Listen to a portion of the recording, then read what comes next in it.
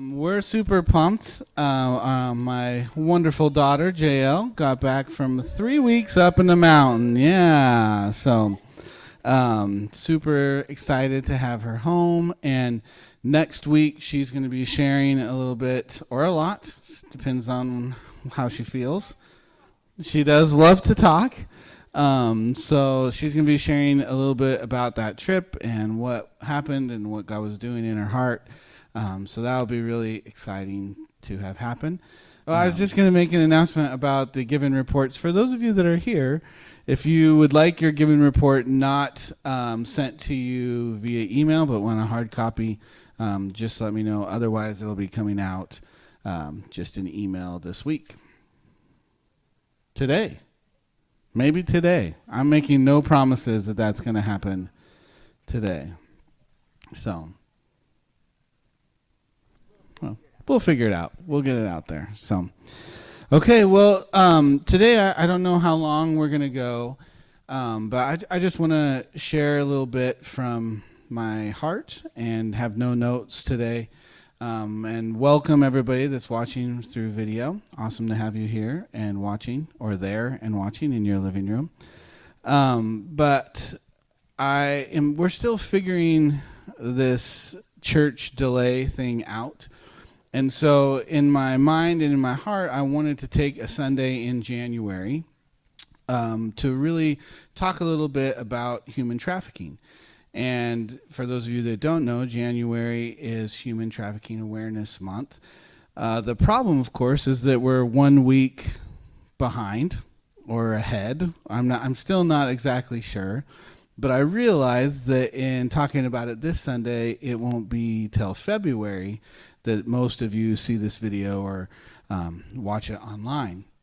And as I was kind of wrestling through that, I realized I actually kind of am glad about that, because I think human trafficking obviously is an issue that affects the world every day. And so for us to only use January as a month to be like, hey, we're going to focus on human trafficking or think about human trafficking, although it's good, I think sometimes it can lull us into thinking, well, this is just something we think about maybe at the start of the year. This is something we think about or focus on in January. And I don't want that to be the reality. I want the reality to be that all of us are functioning, realizing that there is still this evil in the world, that there is still today more slaves than there ever has been at any point in history. And that's a horrible thing. And so I want to spend just a little bit of time talking about that today, reminding us to have that be something that is on our hearts and on our minds, and something we're looking for. And I think really what I would like my message to all of you to be is that I don't want us to forget that this is a issue that God's put on our heart as a community. And even though things has changed and our association with Jonah Project, it doesn't exist anymore for multiple reasons. We just couldn't keep in that association. And unfortunately, I think on many ways that organizations fall prey to some of the things that organizations fall prey to. But it doesn't change the fact that what God did in our heart, he did in our heart. It wasn't about an organization. It wasn't about one person. It was about something he was doing in our heart and in our community. And so many of you have been educated. So many of you have been beyond educated. You've actually been trained, and this is something that God's done in you and inspired you about, broken your heart about, spoken to you about. And that doesn't change. Just because outside things maybe do, it doesn't change that a lot of us are particularly equipped and educated to make a difference. And so just because we don't have an organization, a part of our church that is doing something, doesn't mean that God's not going to give plenty of you opportunities to make a difference in this area.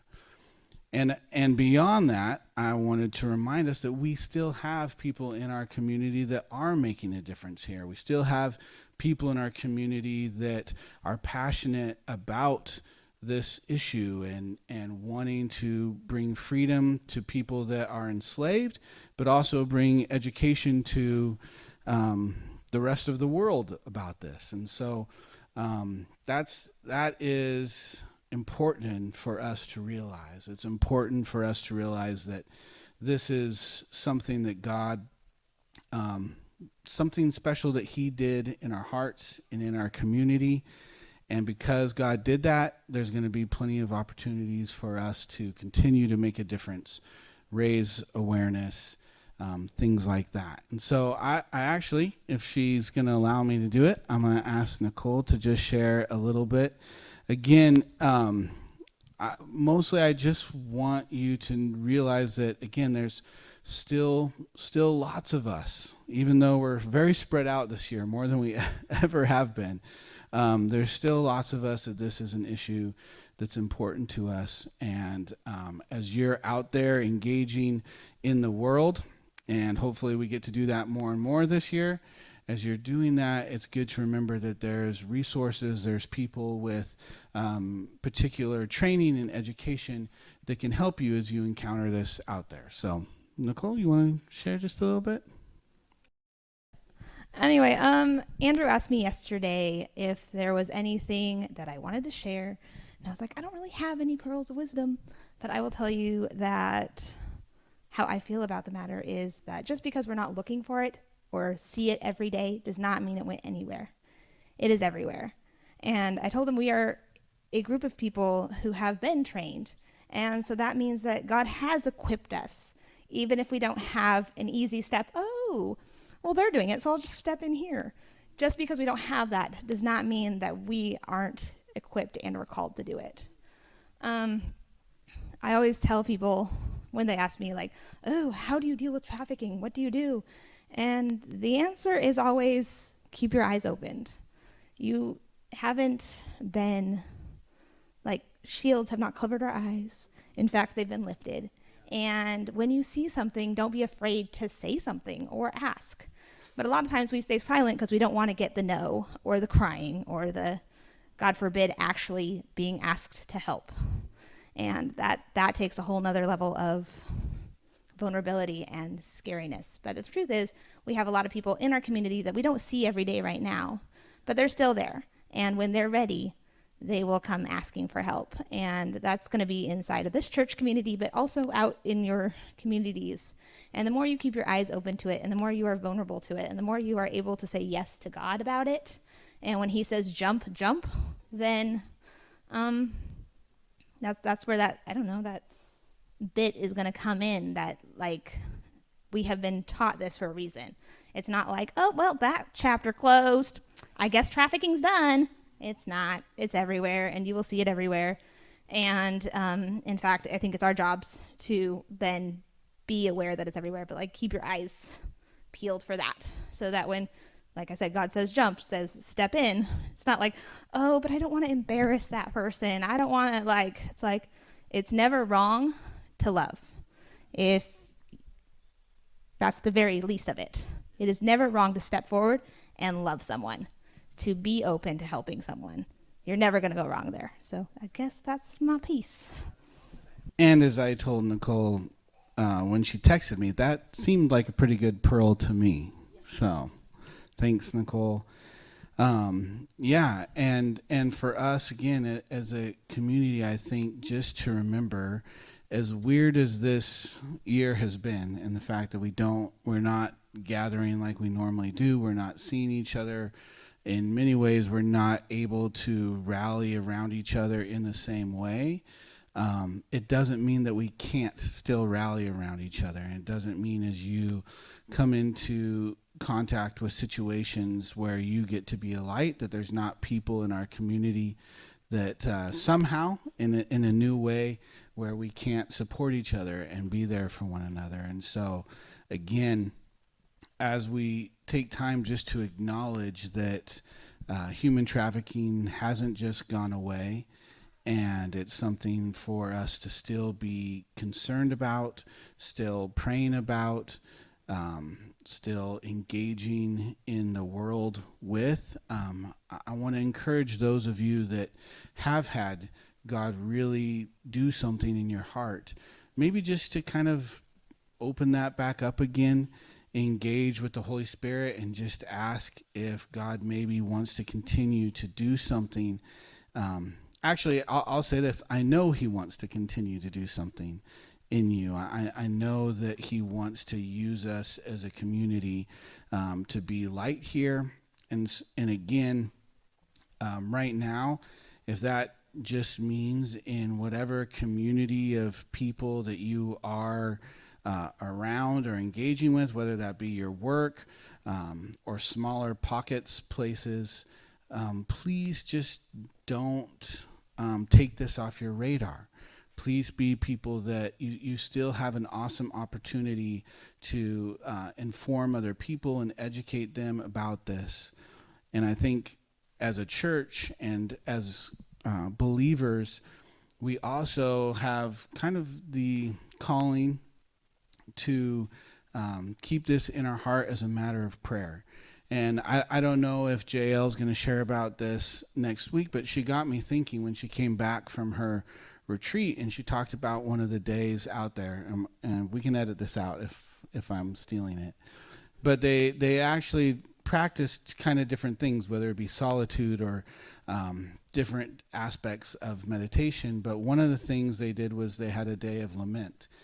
And it was a time just to think about something sad, actually, like to contemplate that and focus on that. And hopefully you'll share about it. But she talked about how challenging that was, but also how good it was for her. And it really got me thinking about that absolutely is an aspect of God's heart, and that he called us to as his people.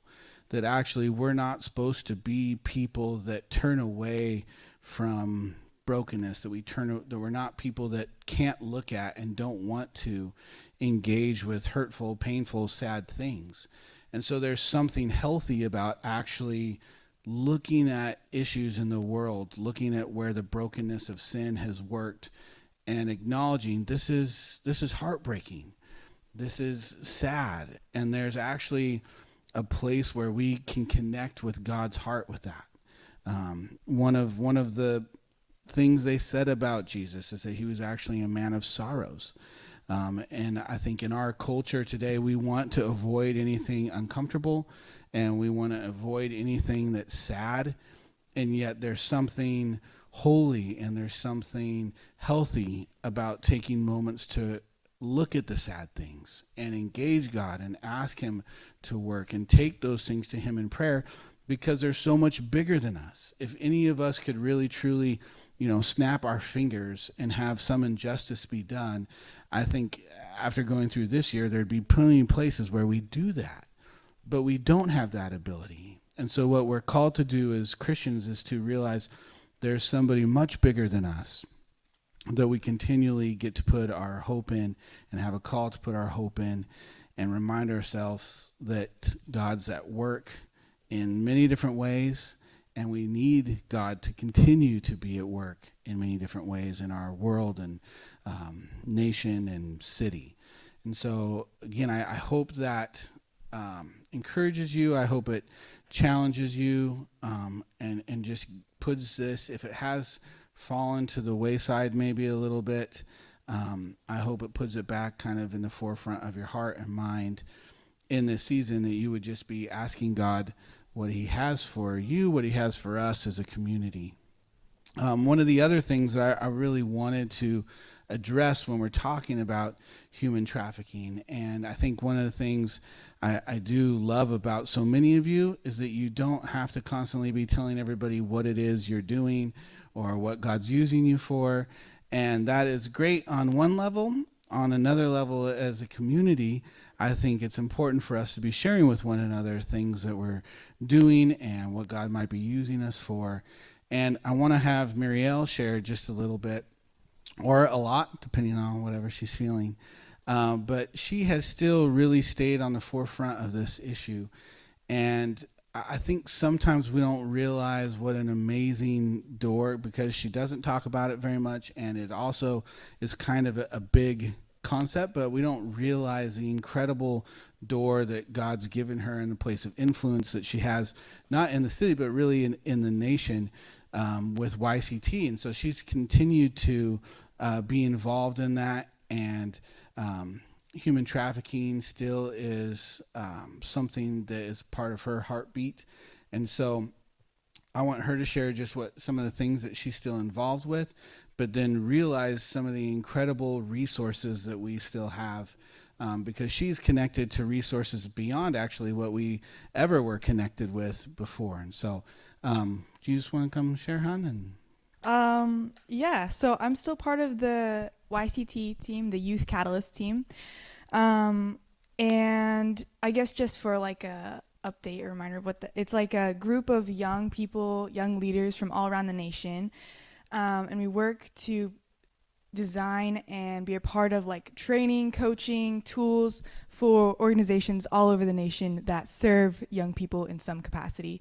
So that is like homelessness, like runaway situations, prevention in that area, and then largely just like sex trafficking, sexual exploitation, sexual abuse, and specifically like commercial sexual exploitation of children is probably like the biggest one in that area. And it's just like a smaller and smaller section from human trafficking, sex trafficking, commercial sexual exploitation of children. And so that's what the team does. And in all of that, really providing this like youth perspective from a group of young people with lived experiences. And so it's like we're the people that you're serving, so we should be informing the work in that sense. And so I have been pretty much like my focus area on the team has largely been that commercial sexual exploitation side of services for pretty much the whole time I've been there. I've been able to do other projects as well, but that has really been like my heart and the focus that I've taken with working in that group. And so there's been a lot of like really cool projects and like groups of people that I've been able to meet and work with, but then also kind of like train and serve and talk to in that. And so definitely one that I think I've shared about a little bit before, but it's just like my favorite group of people to work with is a group of organizations. They're all under the same grant, but they're spread out again all over the nation. And they all have mentoring programs for survivors of sex trafficking or sexual exploitation. And so for the last like 2 years now, I've got to do trainings on things like family engagement and building community, holistic like best practices, like evidence-based practices that we found, like co-presenting with other just amazing people in this work, and pouring into those organizations that are all around, all at different places in their services, but just like getting to pour in that heart of like freedom and community and a young person's perspective in that way, and then hearing like the different trends that they're seeing and the different struggles that they face in different places of the country. And so that has just, like Andrew said, like this whole thing, an amazing like opportunity and door that was opened. And so I feel like in a lot of ways it's like kept my heart like fresh and aware and awake to that issue, but also then like expanding my knowledge of the pain that's happening, of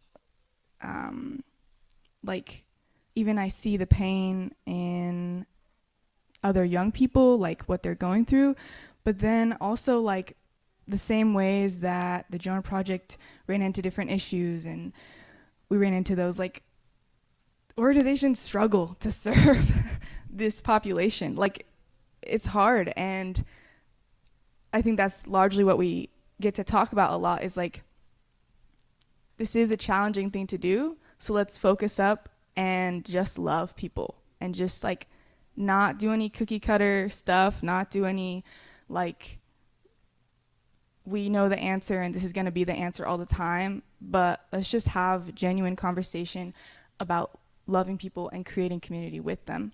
And so that is really like what I've got to be a part of in different ways the last couple of years, and it's been really awesome. Yeah, so more like recently, I guess, working with those grantees. I did a training back in September.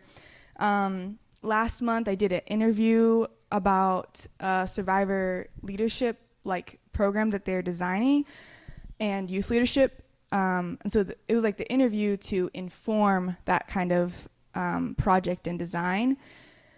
So that was really exciting. I think I'll still really be like seeing the fruits of that in the future, as well as something that's like coming soon to the organization that I work with is that they got a grant to develop a team of young leaders to inform like commercial sexual exploitation and sex trafficking services, specifically with an emphasis on Black girls. So I won't be like in the center of that project, but I will get to support in different ways and really just like see the different, whether it's like tools or initiatives or anything started from that, which is really exciting, and just like the different ways that it's focused in on intersectional issues, as well as like really specific silos and issues within that. So that's really, really exciting. And then I also, probably most recently, I partnered with a group of young people in Virginia that are really passionate about raising awareness about human trafficking as well. They just have like a student advisory council at an anti-human trafficking organization in their city. And so they wanted to do some like awareness stuff. And so I was like hired to partner with them to develop that. And in that, they're creating like a video series, I believe. And so I got to make a video for that, specifically about like building community in order to prevent vulnerable populations from exploitation, and create community with survivors. And so when that video like is out, we can definitely share that, because I think it would be specifically like good for our community, like where we're at also. But I'm like really excited about that, because that is really where I found my passion to be in this topic, like this idea of building community. And that largely has come from all of you guys. Like, that's come from this community. That's come from the times I did get to volunteer with the Jonah Project, seeing things that really worked and really didn't, and just like the need for community in that way. And so community is something I'm really, really passionate about, just kind of in all areas. But when it comes to trafficking and sexual exploitation, like this idea that we could just form this natural concept that we were absolutely designed for as God's creation, with people who have been through trauma, with people who have these different perspectives and insights and what they need in community, is just like so beautiful and powerful to me, and something that I think we need to like pursue in a more like strong or head-on way. So that's what I talked about in the video, and that's really just my heart in all of this, is that like Nicole and Andrew have said, like, human trafficking happens in our communities. Survivors are part of our communities, but I don't know if we like fully act like it sometimes. And I just think there's so much life to be had in making sure that we are involving that population when we create community. And even like that's coming from like a big concept space, but also like my genuine heart of like, I made amazing friends with survivors at the safe houses that expanded my heart, changed my life. Like, that's what community is. Like, and so still wherever I'm kind of at, like, those people are in my heart, and that concept of seeing people flourish and complete goals and get their needs met through community is something that is just always at the center of that. And so even if I am at more like a national scope, you guys are always like in my heart in those spaces. So that's really special to me. Yeah, and that's kind of my updates, I guess. And then a resource. I have a super cool resource for you guys. So the organization I work for is called Youth Collaboratory. They designed the Youth Catalyst team that I am part of. And they have an amazing resource that they partnered with the Center for Combating Human Trafficking, and I believe maybe somebody else, to design. And it's called Shining a Light on Commercial Sexual Exploitation of Children, a Toolkit to Build Understanding. So we'll have like the link, I'm sure, in the video, and I can post it on our social media, all that stuff. But it's this toolkit, and there's 19 modules currently. So just so much stuff on, like, there's like mentoring geared towards survivors, like a bunch of stuff on that, language around human trafficking, legislation, survivor leadership, and then a bunch of stuff on like specific subgroups that and demographics that are affected, and like way more. So there's all those modules, and a lot of them have this structure of like what, so what, now what. And so it's just like really easy to go through of like, what are we talking about here? Why should this like affect me? Now what can I do? So it's like really set up in a really like intentional and useful way like that. And then I believe all of them have resources at the bottom of like other things to check out from whatever the subject is, more resources on that specific topic. And then a lot of them also have like discussion questions. So it could be like the one about why language is so important when we're talking about this issue. And then at the end, there's like discussion questions on like, why might it be important not to use the word prostitute? And like, let's have a conversation about this. And so like, if you wanted to engage this with your family or other people, that was weird, sorry. Like with your family or other people in the community, a lot of them have those like discussion questions to just jump right in, not have to just like read sometimes maybe like traumatizing or really hard things and then be done with it. It's like conversation to be had. Yeah, and it is largely geared towards like service providers, but I think that it would be really good for where we're at as a community with like the training that we've had and the experiences that we've had as a community. Like it's not too exclusive that it wouldn't feel applicable. It's really like good stuff. And maybe if like in the knowledge that you have at whatever level, you could learn more about like really specific things within this issue or find more resources on a specific thing. So we will share that, and that's a really cool and exciting resource that I have for you guys. But I think that's it. Yeah.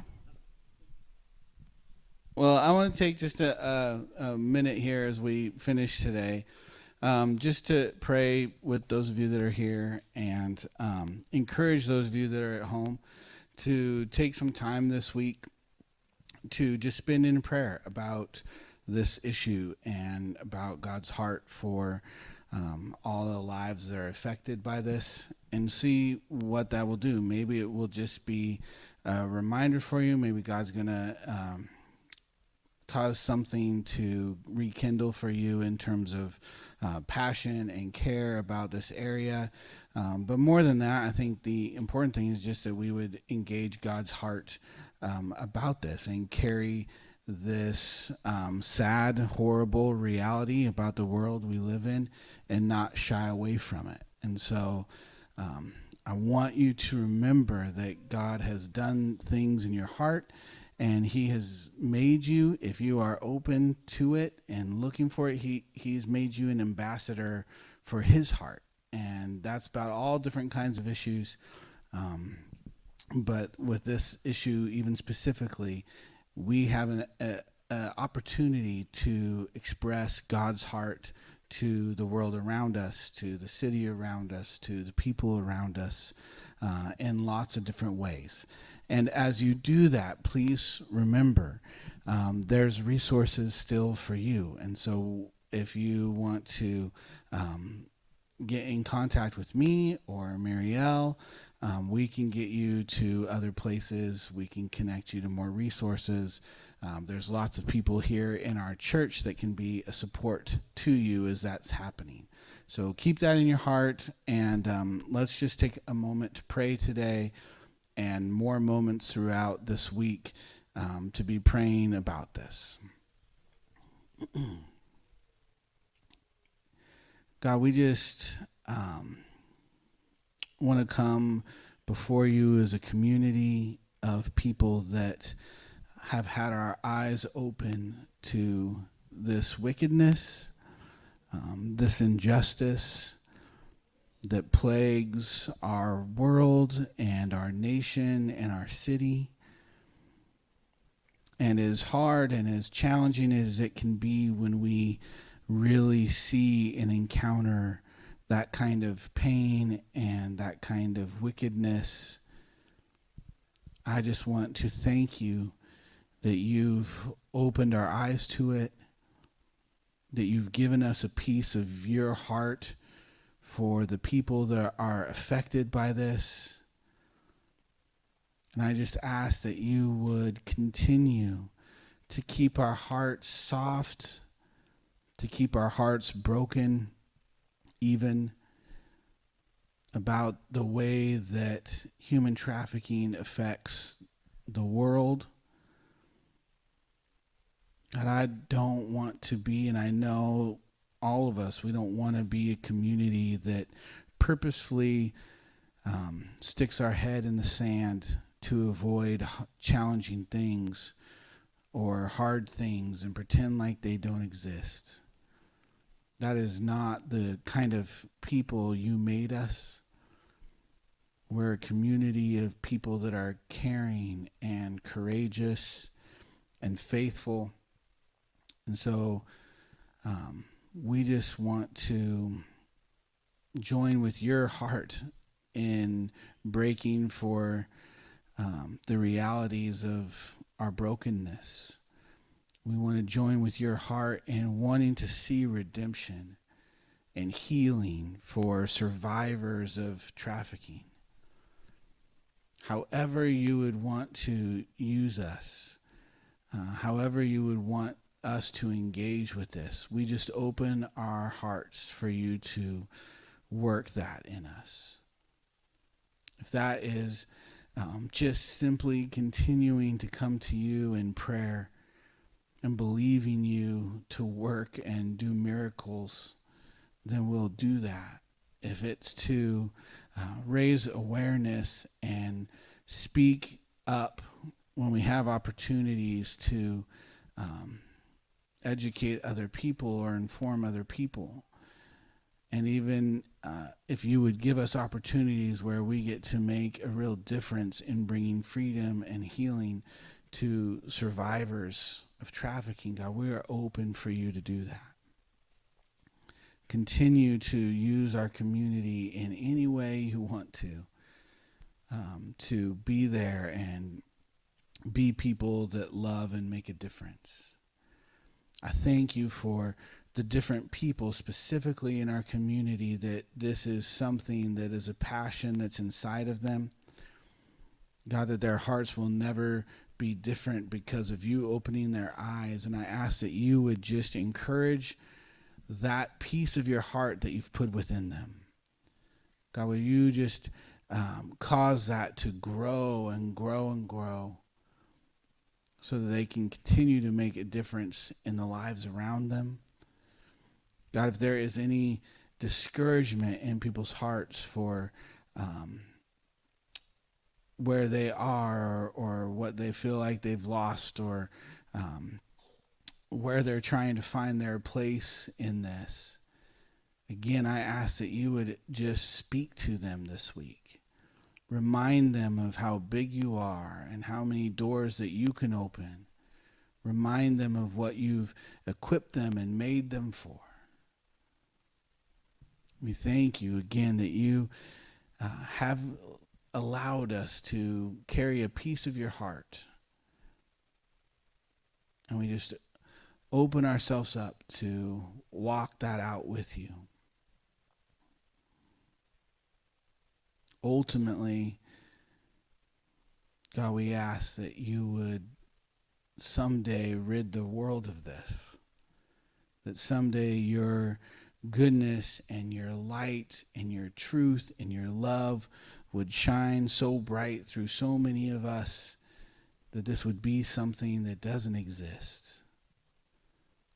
But until then, help us carry your heart and your eyes and your arms for this issue. I thank you that you're faithful. I thank you that you're faithful to us and you're faithful in us. And I thank you that you're faithful to so many, to everyone around the world. Amen. All right. Thanks for those of you that are here. Love ya. For those of you that are home, I love you too. So wish you were here to hug and kiss and love on. But until then, just receive that through video, I guess.